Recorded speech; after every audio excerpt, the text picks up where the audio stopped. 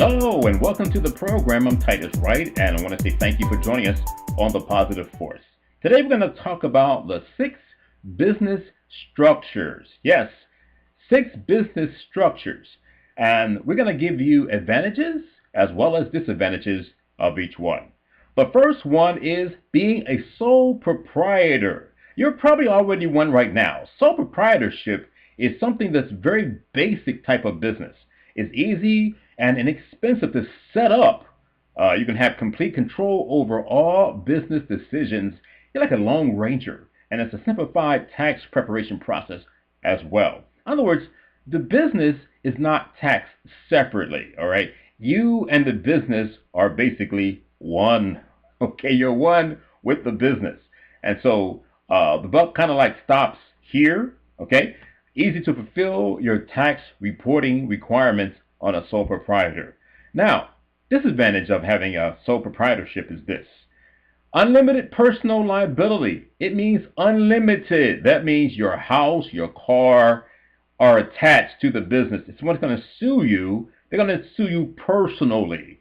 You're not a separate business and a separate person. You're all one. Another disadvantage of having a sole proprietorship business is hard to raise money because you really can't sell stock, of course. All right, people have to just trust you. You can raise money from your family and friends, stuff like that. But it's pretty hard to raise money from outside sources unless people just believe in you as a person. Another disadvantage is you have a heavy burden. In other words, you're the only one, basically. You're ultimately alone. You're responsible for the success, and you're also responsible for the failure of the business. Our second business structure is partnerships. You've heard of partnerships before. Well, we have 3 areas of partnerships, and one's general partnership, limited partnership, and joint ventures. All right, those are the 3 areas of a partnership. Now, our general partnership, you're looking at a general, which means you're dividing equally among the partners. In other words, all the profits are divided equally among all the partners involved. That's called a general partnership. Then you have a limited partnership. Now, limited partnership allows partners limited liability. In other words, they're not fully liable for all the expenses or fully liable for all the debt. So that kind of gives them a limited liability as having a limited partnership. And also the advantage of that also for you is that you don't always have to share equally all the profits. You can decide how limited is that partnership. You only get 30% or 20% or whatever it is, unlike a general partnership where it's distributed evenly among all the partners. The third area of the partnership is a joint venture. Now, there are limited periods of time. A lot of people have joint ventures just on certain piecework like projects or a time frame. So those are the advantages of having the partnership, general, limited, and joint venture. It's easy and inexpensive. Also, complementary skills. In other words, what you lack, your partner may have, whether it's resources, maybe funds, or whatever it is, it'll be complementary skills that you'd be able to have a partnership that will be complete. You want to get someone that has what you're lacking, that can bring that to the table, and then you'll have a complete business because and they may have more money, or it may be other things, or more resources, or whatever it is that will complement that partnership. The other advantage would be partnership incentives for employees. You know, like law firms. If you are in a law firm, you're a lawyer, and you're just there doing your job, and you're able to get more business for the law firm, and you're like a hot shot, and you're just like continuing to get more and more business. But a law firm, it could be for an accounting firm or any kind of business partnership, and you're bringing in money, you're bringing in sales, you're bringing in customers and clients, they can offer you a partnership. Yeah, so that's a good thing. That's a good incentive for partnerships. Now, disadvantages of a partnership. Joint and individual liability. Yeah, they can kind of attach that business to your personal assets. It could be limited or it could be full, depending upon what structure of partnership you have, general, limited, or joint venture. Then another disadvantage would be disagreements among partners. Disagreements among partners. People don't always get along. It depends on how many partners you have in the business. So you can disagree.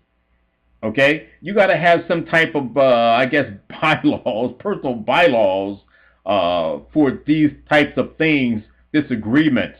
If it's like two partners, then it's going to be 50-50. You should try to find someone that can be a tiebreaker or that can counsel you two, because that could be a problem with a disagreement. Another disadvantage would be shared profits of each partner. You have to share the profits. Of course, you have a partner. It's not like a sole proprietor where all the money goes to you and you pay whoever you pay. But when you're dealing with a partnership, shared profit. What percentage of those shared profits have you agreed to?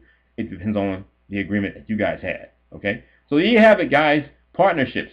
The next one would be LLC, Limited Liability Corporation. You're a corporation, but you have limited liability. That means, unlike a regular corporation, okay, you do have some liability involved. It's not like a sole proprietor and not like a partnership, but it's very limited liability. They can't really take your house or your car because there's limited liability involved in that. One thing, too, about an LLC is not that difficult to set up. You can start that with little money. The advantage of that also is members are exempt that are a part of the LLC. They're kind of exempt in the sense of the liability is concerned. So that's good too. Less record keeping in a LLC. So if you don't have the money to go full-blown corporation, you can become a limited liability corporation. You must have that name in back of your business. LLC, okay? Whatever the company name is, LLC. And one thing too is you have to kind of do a name search when it comes to an LLC, all right? You can't attach it to any existing firms in that state. That's the only thing as well. But less record keeping, all right? Sharing of profits when they see fit. In other words, it doesn't have to be equal like the partnership thing is. You can share profits when you see fit. So there can be various portions of distribution in an LLC, which is very good. Very good advantage for you. Now, disadvantage of an LLC. Limited life. If you start an LLC with two other people and one person drops out, that LLC may have to be dissolved because a member left. Unlike another company we're going to talk about later on. But an LLC, yeah, it has to be dissolved and restructured if one original member drops out. That's the disadvantage. Also, you're paying self-employment taxes on an LLC. In other words, you're paying the insurance, you're paying all the other taxes as if you're self-employed. Yeah, LLC. That's another disadvantage of that. But you're not taxed like twice. You're only taxed once as a company. You're not taxed twice. You're not taxed with dividends and profits. You're only taxed as self-employment. Like it's just you working for yourself and you're paying all the taxes that a regular business would pay as far as an employee is concerned. The entire net income is subject to this tax. So the entire profit is subject to employment tax, which is one of the highest tax brackets there is. That's the only disadvantage of having an LLC. Our fourth business structure is corporations. A regular corporation called a C corporation. And that's pretty expensive to set up. It takes money to set that up. Very time consuming to set that up. There are a lot of requirements involved in setting that up as well. It's best to get an attorney or someone who knows how to set up a regular corporation. There are advantages to having a C corporation. Limited liability, that's right. Personal assets are protected. Your house, your car, anything personal, they're protected, all right? In other words, you're a business and you're a person. Two different entities, not all one like a sole proprietor would be. You have the ability to generate capital. You can raise money, you can sell stock. That's the advantage of that. You can eventually go public and make more money. So having a corporation is an advantage. Corporate tax treatment. You're going to have one of the lowest tax brackets around. File separate from the owner. Only pay taxes on what? The corporate profits. That's a good thing also. Also, you can attract potential employees. Not just salary, but you can offer them stock options as well in the company, especially when you have a really thriving business and it has a lot of potentials. You can also offer stock options because you never know how big that company may go. Now, disadvantages of a C corporation or regular corporation would be time and money. It's costly to set that up. Also, double taxing, taxing profits and then taxing dividends. You're being taxed coming and going. So yeah, that's a disadvantage as well. Also, additional paperwork. You got to have increased paperwork, record keeping. You got to have bylaws and all kind of things when it comes to a corporation. You got to have a lot of requirements of this structure when it comes to having a corporation, or as we say, a C corporation. Our fifth business structure would be an S corporation. An S corporation is a specific or special type of corporation. You're going through some of the same things in setting up a corporation, but it's not exactly the same thing as a C corporation. Profits and losses can pass through to your personal tax return. So there's a tax savings there as well. Business expenses, you get tax credits. You can say this is the expense here. You can write off different expenses. If you're going out to lunch and taking a client out to lunch, that's a business expense. Even traveling, supplies, all types of things can be written off as a business expense. It also has an independent life. If someone drops out of the S corporation, that business can continue to thrive and exist. All right, it's not predicated like a LLC on members being there. They can drop out, get out, and you can continue that S corporation. So it has a lifespan, a longer lifespan.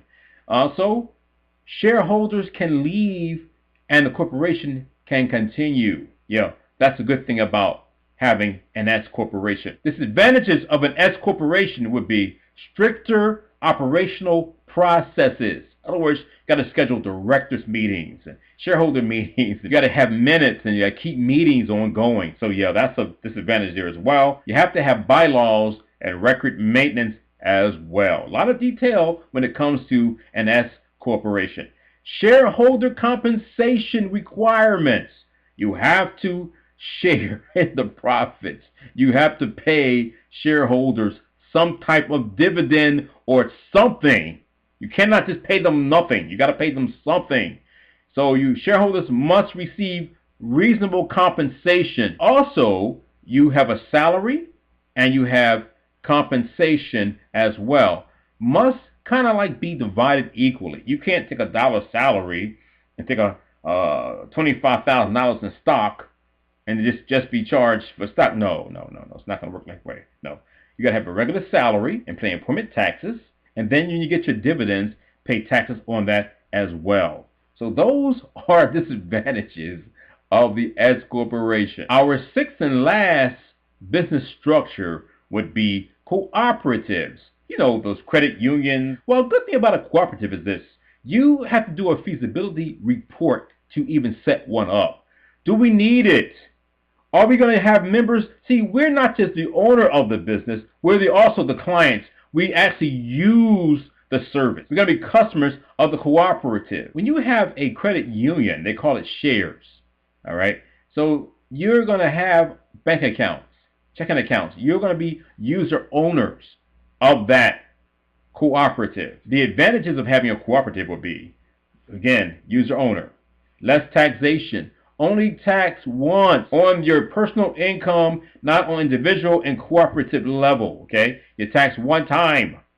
Funding opportunities. You can get grants, U.S. grants, all kind of grants. You can get funding opportunities if you have or involved in a cooperative. Reduce costs and improved products and services. You can get discounts because it's as if you're a non-profit organization, all right? Like running a community farm or something, or running a service that we're all using. We're members, owners of the business. So that's an advantage of that, getting discounts on supplies and materials and other services because you're basically probably a non-profit organization, all right? Perpetual existence. Whoever drops out, you can continue on with the business, with the cooperative.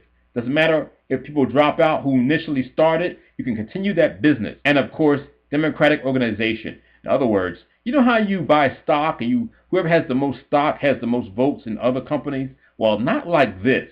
Okay? One member, one vote. You can buy 1,000 shares, doesn't matter. One member, one vote. That's the advantage. Anybody can get in there and be counted as important, even though you only have 1 or 2 shares. Doesn't matter. One member, one vote. If you have 1,000,000 shares, doesn't matter. One member, one vote. That's the advantage of having a cooperative. Now, disadvantage of having a cooperative. Wow. Obtaining capital through investors. Now, investors won't have that much incentive to get a lot of shares because they only have one vote. Doesn't give them any advantage, okay, of giving you large amounts of money to be a part of your cooperative, unlike a corporation where you have more shares, you have more say, you have more voting rights, you have all kinds of stuff. But a cooperative, you don't have that. So that could be a disadvantage of raising money. Also, if members drop out, drop down, some things, they don't participate in the cooperative, you can have some problems, okay? That business may not maintain itself because you're maintained on owner members, owner operators, and you're the customer of your own cooperative. So you're supported by member participation. That's how they do cooperatives. It's a needed business that's going to help the community or help people or help yourself. You must have member participation in a cooperative. Well, folks, that's the 6 areas of our business structure. You have sole proprietorship. You have partnerships. 3 areas: general, limited, joint ventures. Also, you have the LLC corporation, limited liability corporation, a C corporation. That's a full-blown corporation. Then you have the S corporation. Advantages to that as well. It's taxed one time. And then you have, of course, just mentioned earlier, cooperatives. Well, that's our program, our 6 business structures on Positive Force. I'm Titus Wright. Don't forget to click down at the very bottom, subscribe, and give me your comments and make them known. Don't forget to have a fantastic day. We'll see you next time. And God bless you.